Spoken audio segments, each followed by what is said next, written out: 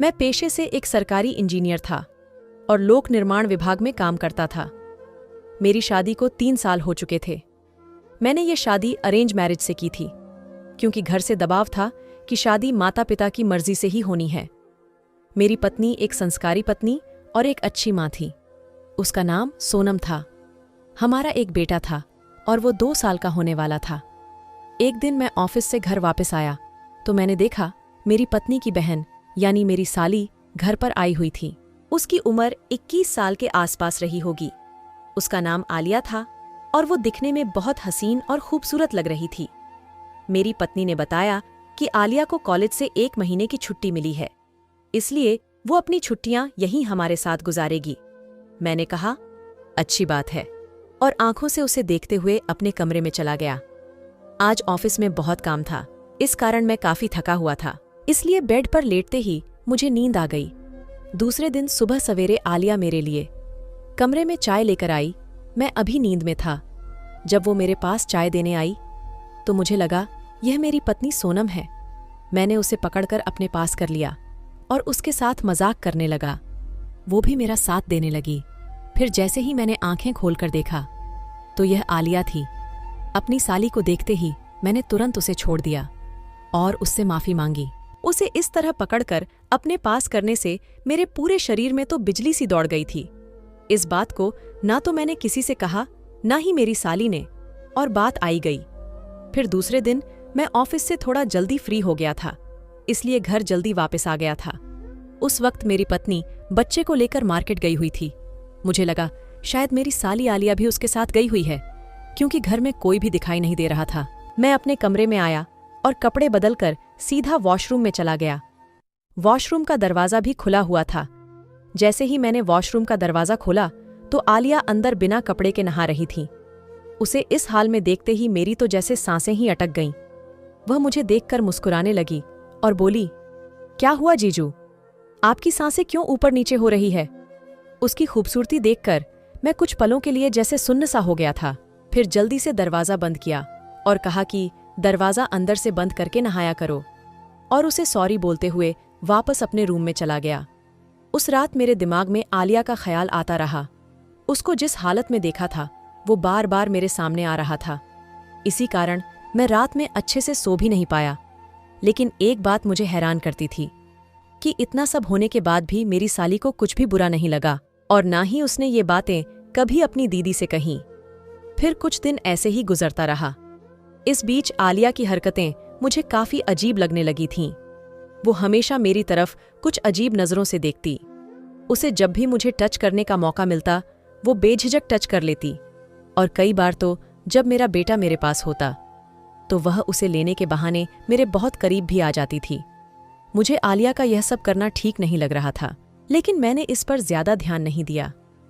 फिर एक दिन मेरी पत्नी को बच्चे के टीका लगवाने हॉस्पिटल जाना था। उस दिन मेरे ऑफिस की छुट्टी थी। मैं जब थोड़ा सा लेट सोकर उठा तो पास वाले कमरे से मुझे मेरी पत्नी और साली आलिया की आवाजें सुनाई दे रही थीं।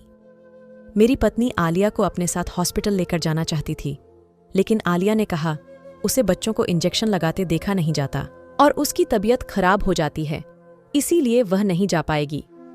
तब कुछ देर के बाद मेरी पत्नी बच्चे को लेकर टीका लगवाने हॉस्पिटल के लिए निकल गई। अब मैं और मेरी साली दोनों घर पर अकेले थे। मैं अपने कमरे में बैठकर टीवी पर कुछ देख रहा था।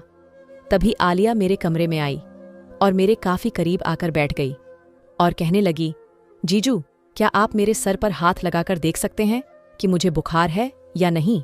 उसने अभी भी रात वाली पतली सी नाइट ड्रेस पहन रखी थी, जिसमें काफी कुछ दिखाई दे रहा था। मैं उसके सर पर अपना हाथ रखकर देखने लगा। उसका सर तो बिल्कुल ठंडा था। जब मैंने उसे बताया कि उसका सर तो बिल्कुल ठंडा है, उसे बुखार बिल्कुल भी नहीं है, तो उसने थोड़ा मुस्कुराते हुए कहा, आपको तो मेरा असली वाला बुखार शायद नजर ही नहीं आ रहा। मैं उसकी बात समझ नहीं पाया। मैंने उसे कहा, इसका क्या मतलब? उतने में मुझे मेरी साली ने एक किस कर लिया। एक पल के लिए तो मैं जम सा गया। मुझे कुछ भी समझ में नहीं आ रहा था कि यह सब क्या चल रहा है। मैंने खुद को उससे दूर किया और कहा, आलिया, यह सब ठीक नहीं है। हमारे रिश्ते की एक मर्यादा है और इस मर्यादा की इज्जत करना चाहिए। और अगर तुम्हारी बहन को यह सब पता चल गया तो? मैं अभी अपनी बात पूरी कर पाता, उससे पहले ही उसने रात वाली नाइटी को अपने नीचे खींच दिया। मैं तो जैसे सदमे में चला गया। मुझे कुछ भी समझ में नहीं आ रहा था। अब मेरे सामने आलिया उसी तरह खड़ी थी जैसे उस दिन वॉशरूम में थी, और उसे इस तरह से देखकर मेरी आंखें तो खुली की खुली रह गईं। एक तो वह वैसे ही बहुत खूबसूरत थी, ऊपर से इस हाल में देखना मेरे लिए तो नज़र हटाना मुश्किल हो गया था। फिर वो मेरे करीब आई और बोली कि जीजू, इसमें गलत क्या है? जब मुझे कोई दिक्कत नहीं है तो आपको इसमें क्या दिक्कत है? और मैं ना चाहते हुए भी खुद को उसके करीब जाने से रोक नहीं पा रहा था। फिर उसने मुंह से मजाक करना शुरू कर दिया, जो कि मुझे भी अच्छा लग रहा था। अब मैं भी अपने जज्बातों पर काबू नहीं रख पा रहा था और मैं भी अपना होश खो बैठा। मैं जैसे ही उसके ऊपर आने को मुड़ा, तभी मेरी नज़र सामने लगी अपनी बीवी और बच्चे की तस्वीर पर पड़ी, जिसे देखने के बाद मैं वापस होश में आ गया, क्योंकि मैं अपनी पत्नी और बच्चे से बहुत प्यार करता था और किसी भी हाल में उन्हें धोखा नहीं दे सकता था। तब मैंने आलिया को धक्का देकर खुद से दूर हटा दिया, लेकिन आलिया के सर पर तो अभी कुछ और ही सवार था और वह फिर से मेरे करीब आने की कोशिश करने लगी। तो इस बार मैंने उसे एक थप्पड़ रसीद कर दिया। इसके बाद वह गुस्से में वो मेरे कमरे से बाहर चली गई। जब कुछ समय के बाद मेरी पत्नी बच्चे को टीका लगवाकर घर वापस आई, तो आलिया ने उल्टा अपने कपड़े फाड़कर मेरे ऊपर जबरदस्ती का इल्जाम लगाने लगी। लेकिन मैंने अपनी पत्नी को बताया कि यह सब झूठ है और ये सब इसी का किया धरा है।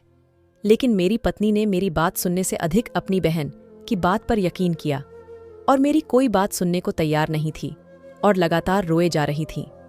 तब मुझे याद आया, एक बार कुछ महीने पहले हमारे घर में चोरी हुई थी और हमने घर में कुछ हिडन कैमरा लगवाए थे। इसके बाद मैंने अपनी पत्नी को हिडन कैमरे की फुटेज चेक करने के लिए कहा। जब उसकी फुटेज मेरी पत्नी के सामने आई, तब उसे मेरी बातों पर यकीन हुआ और उसके बाद उसने आलिया को बहुत डांटा और उसी दिन उसे अपने मायके भेज दिया। अगर वह कैमरा की फुटेज ना मिलती तो हो सकता था कि हमारा घर तबाह हो जाता। इसीलिए कहते हैं, कई बार चीजें जैसी दिखती हैं वैसी होती नहीं। इसलिए कभी भी कोई फैसला पूरा सच जाने बगैर नहीं लेना चाहिए।